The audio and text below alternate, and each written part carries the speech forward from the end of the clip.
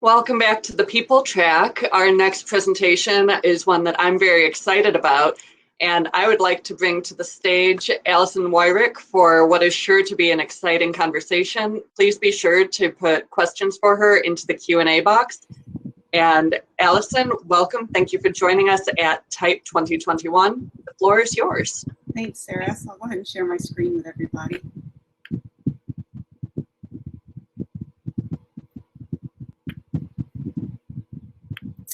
Okay, can you see the full screen?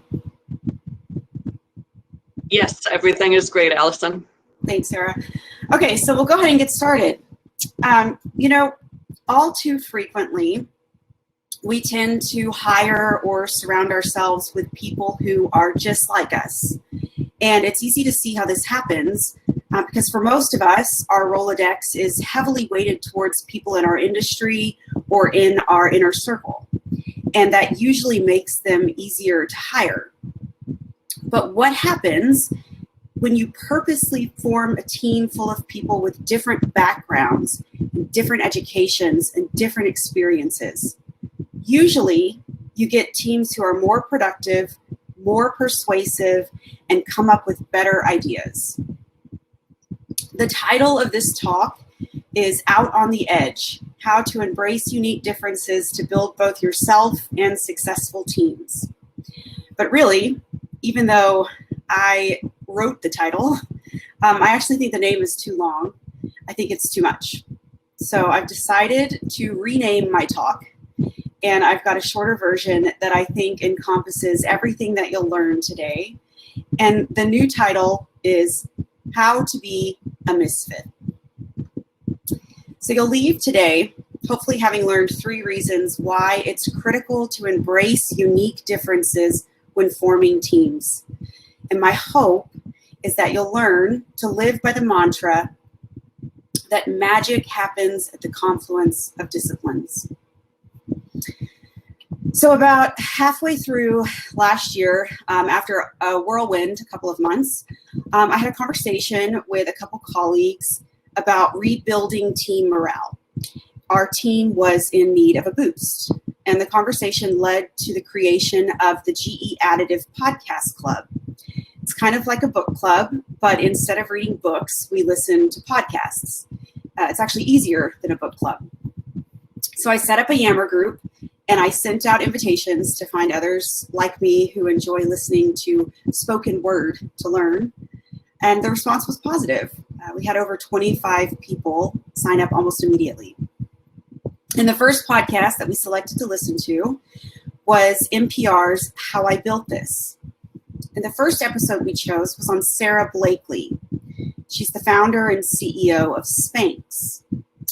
Sarah had a focus on solving wardrobe woes. And the Spanx brand has now grown to offer women's bras, underwear, leggings, activewear, and more. And it was in this podcast that I heard this quote from Sarah. Yeah, well, the manufacturing plants didn't get it at all. And I found it very interesting that all I was meeting with were men. And then it kind of became clear to me why they'd probably been so uncomfortable for so long. Because the people that were making the pantyhose weren't the people spending all day in them. And if they were, they weren't admitting it. So I had a hard time explaining why this product was so important, and they couldn't wrap their mind around it. I was basically coming in and disrupting them.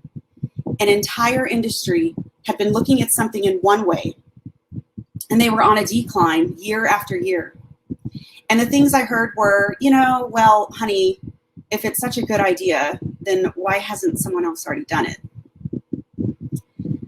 So with $5,000 that Sarah had saved while selling fax machines door to door, no background in design, no background in business, and no background in manufacturing, essentially an industry misfit, Sarah launched Spanx in 1998, and she ultimately built herself a successful business and has a current net worth of over $1 billion. Lesson 1. Hire people with unique life experiences. I read recently about Steve Jobs' definition of smart or intelligence in a blog.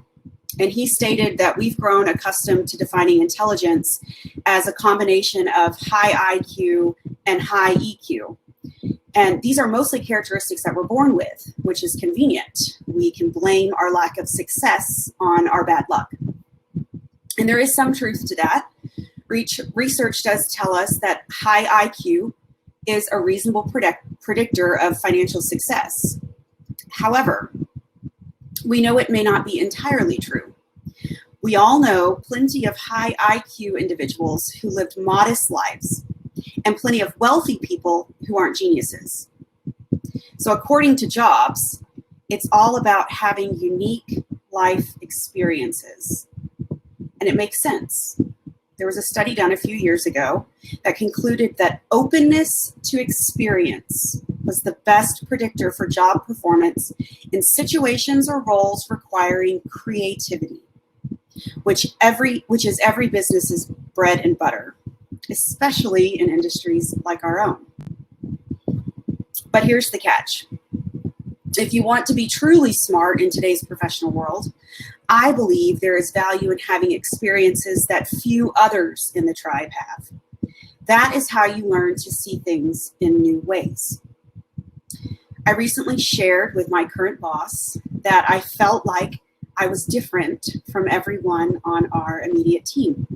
And I felt like my background doesn't match others in similar roles to mine.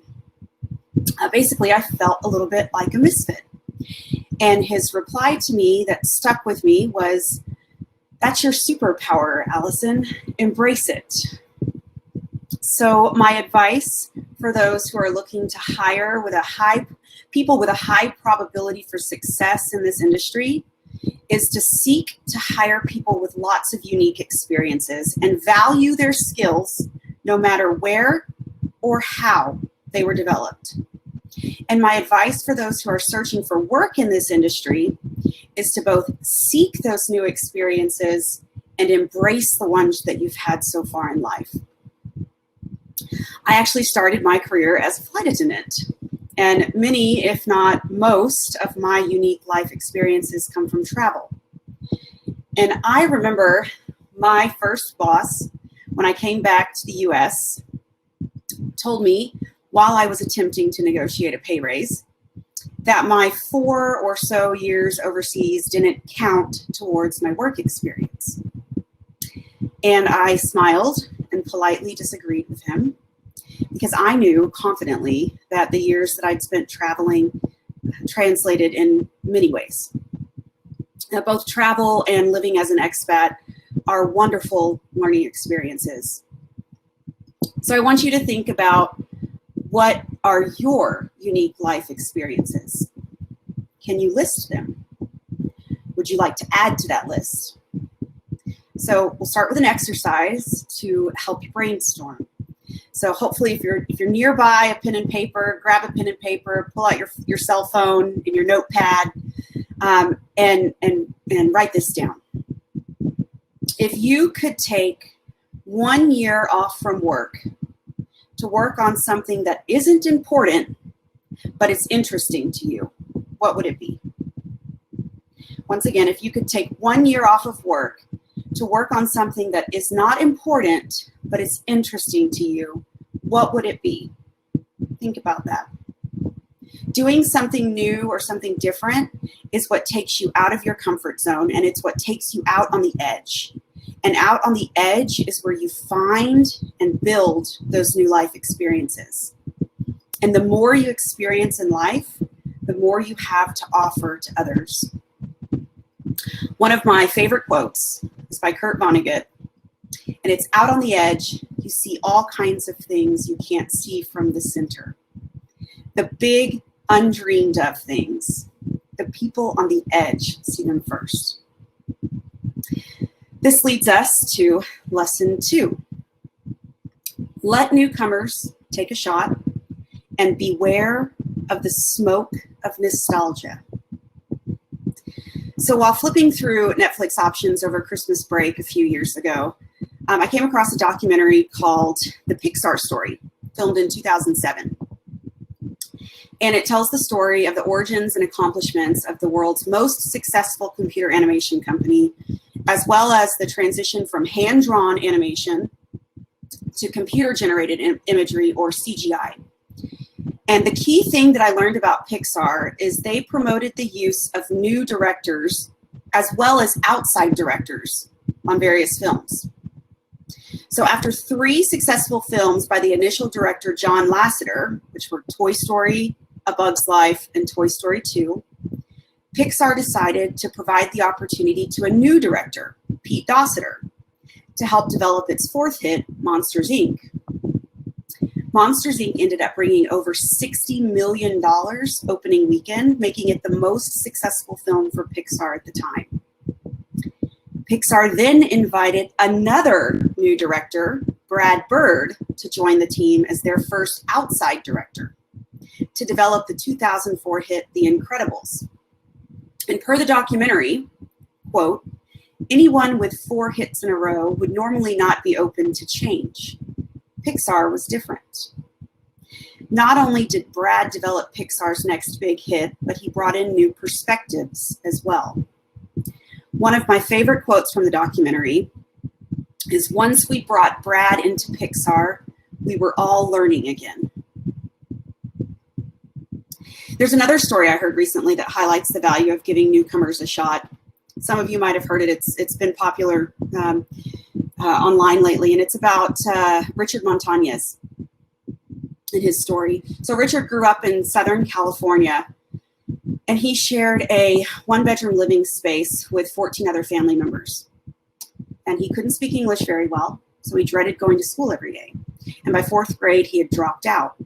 He was taking odd jobs at local farms and factories to help the family pay the bills.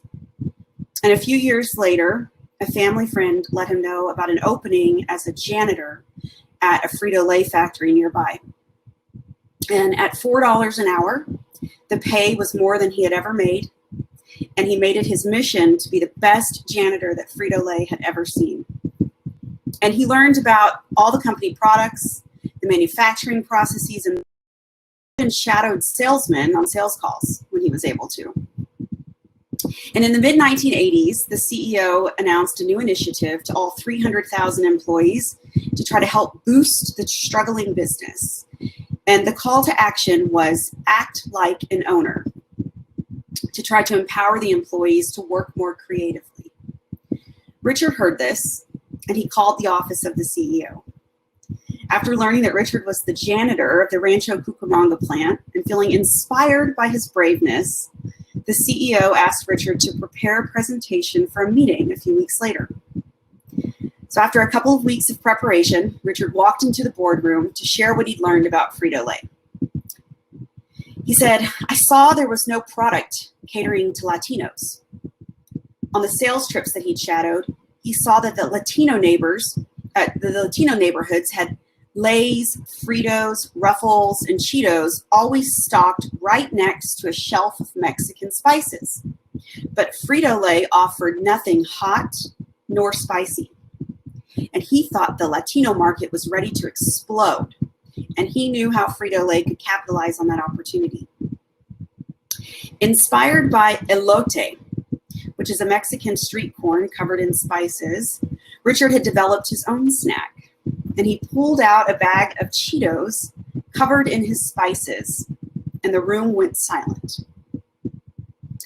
A few months later, Flamin' Hot Cheetos appeared and became one of Frito-Lay's most successful product launches in the history of the company.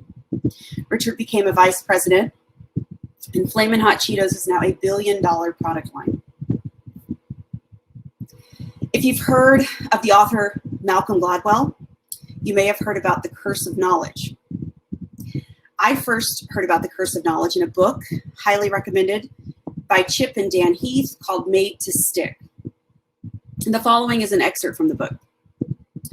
In 1900, Elizabeth Newton earned her PhD in psychology from Stanford by studying a simple game in which she assigned people to one of 2 roles, tappers and listeners. The tappers received a list of 25 well-known songs, like Happy Birthday, for example. And then they were asked to tap out the rhythm to a listener by knocking on the table. The listener's job was to guess the song based on the rhythm being tapped. And it turns out that the listener's job was quite difficult. Over the course of the experiment, 120 songs were tapped, but the listeners were able to guess just 2.5% of the songs, or 3 of the 120. But here's what made the result worthy of a dissertation in psychology.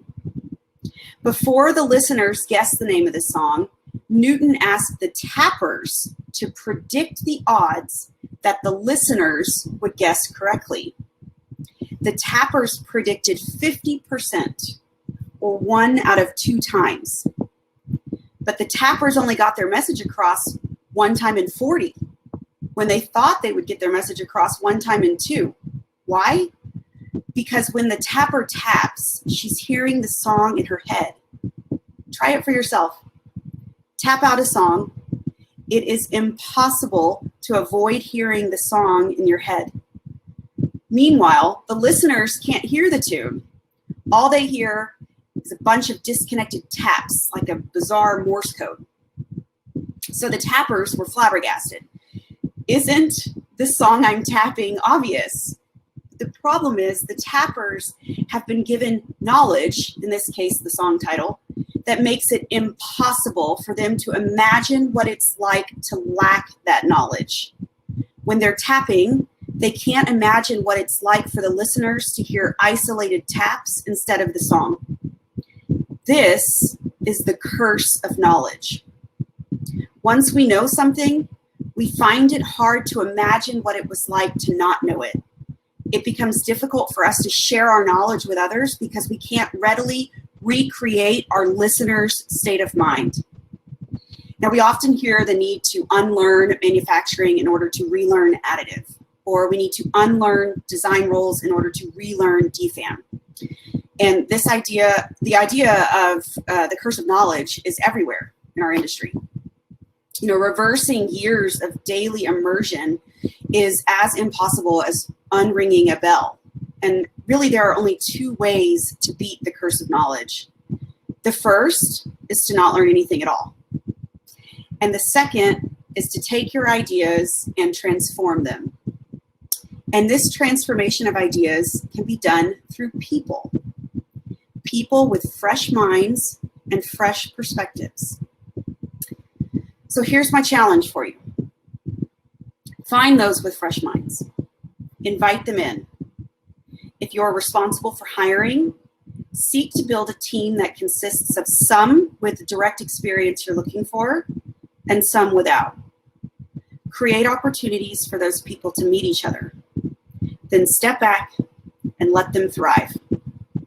We all know that one of the scariest pieces of business advice that we can hear is that we've always done it this way. Beware of the smoke of nostalgia. Old keys won't open new doors. Get your pen and paper out again and write this down. Change up your winning team. And last, lesson 3. Dare to be the brave pioneer. Okay, so it's April 2003, and I'm a sophomore in high school, and I'm at a track meet at a rival school across town. And to date, I'd only had the opportunity to run with the junior varsity girls. I never had a chance to run on the varsity team until this meet. At this meet, I was invited to step up to the varsity team and run in the 100-meter hurdle relay with 3 other girls. We ended up placing second place and getting a silver medal for the relay. And I thought that my presence at the meet had concluded with that race. My parents congratulated me and went home, and I figured I would just stick around and watch my teammates finish the meet. But I was wrong. About 15 minutes before the 300-meter hurdle race, my coach approached me and asked me to stand in and run. And as a team, we could enter up to 3 runners per race. And we were short 1 person for that race. the more runners you enter, obviously, the more chances of someone medaling, and that means more team points on the board. You know, I can recall the sights and sounds from that night and that moment so vividly, even today. The bright stadium lights and the quiet that consumes the runners as we line up and get in our blocks, and placing my hands on the lines just perfectly and going through all my silly rituals before easing into place and quietly waiting for the gun to go off. So a little background info real quick on me and track. So I loved the sport. I ran hurdles, both 100 meter and 300 meter, and I ran from 7th grade all the way to senior year. But the reality is that I wasn't very good. I medaled a few times, but I was far from being a star athlete. And I'll pause and insert a quote here. It fits perfectly. It's from Teddy Roosevelt, pulled from his Man in the Arena speech. And that is that the credit belongs to the man who is actually in the arena and who, at the worst, if he fails, at least he fails while daring greatly. So back to the story. Took off on the back stretch. I was in the last heat out in lane 8, which is the furthest outside lane. It's usually reserved for the slowest qualifying time. And it isn't really until you come around the first curve and into the final straight that you can really see who's out in the lead.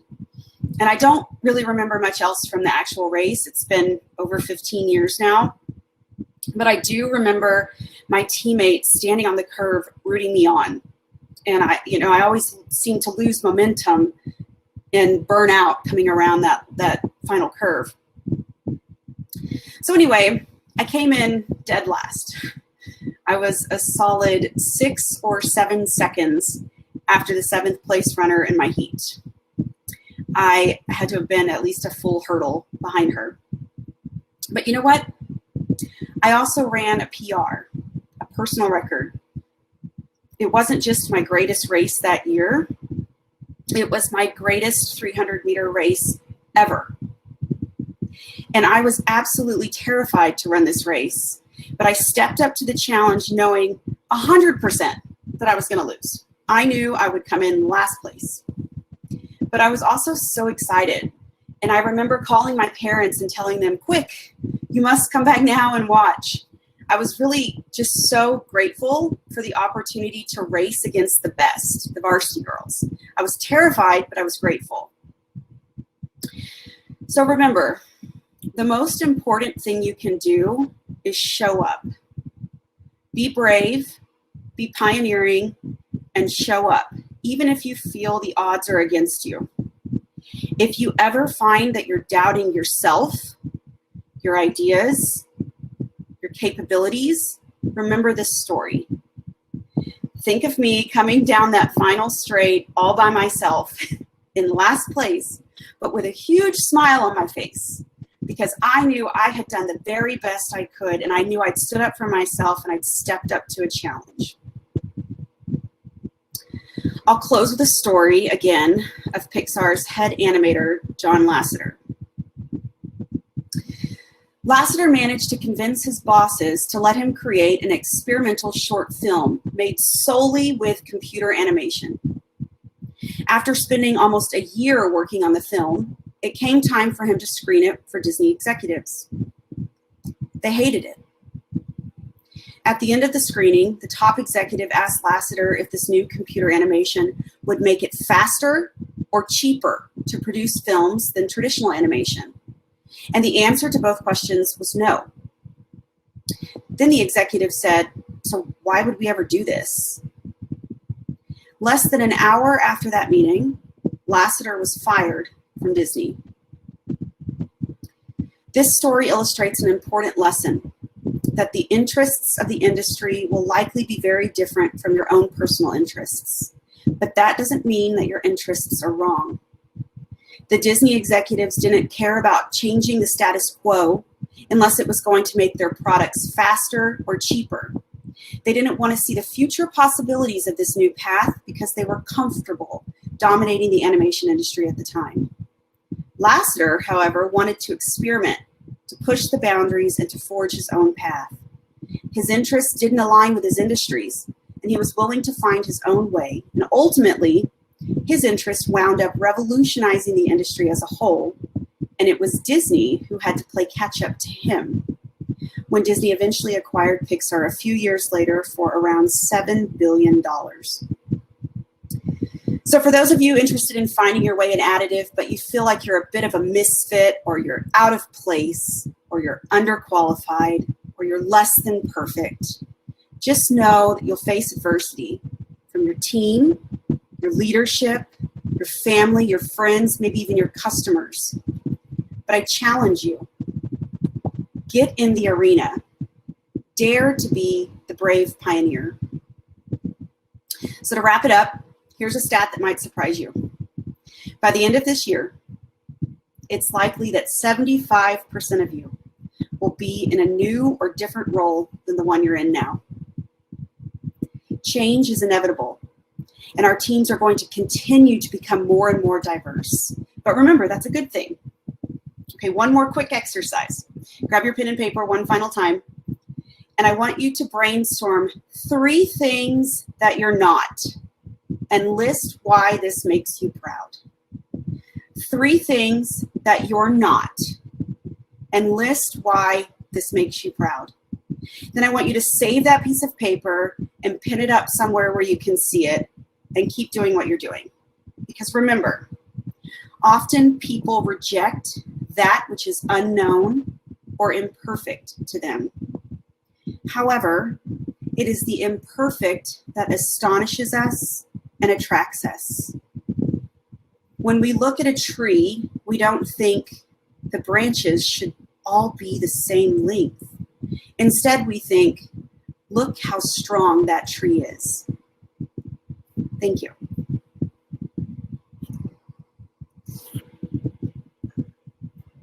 Thank you so much, Alison. That was fantastic. And I think we're all appreciating how real you keep it. Thanks, Sarah. We only have 2 minutes now for Q&A. So what I'll do, I actually will be at the GE Additive table on the main stage after this for, I think, the next hour or so. So if anyone has any questions that they want to ask or any feedback or just want to chat, I'll be at the GE table. Perfect. Thank you, Alison. GE Additive is a platinum sponsor for Type, and it is on the first floor of the main stage. So please do find Alison there for amazing stories and connections, and I'm sure she'll be happy to answer your questions there. Alison, it's been an honest pleasure just listening to you. I could listen to you all day. Instead, I am going to kick you off the stage, though. Time. Thanks, everyone. So Thanks, everyone, please find Alison in the networking time. We have a great panel coming up next here on the people stage, though. So if you come around, there's more great inspiration to hear from next. And otherwise, Alison, I also hope to run into you a little bit later in the conference. Awesome. Thank you.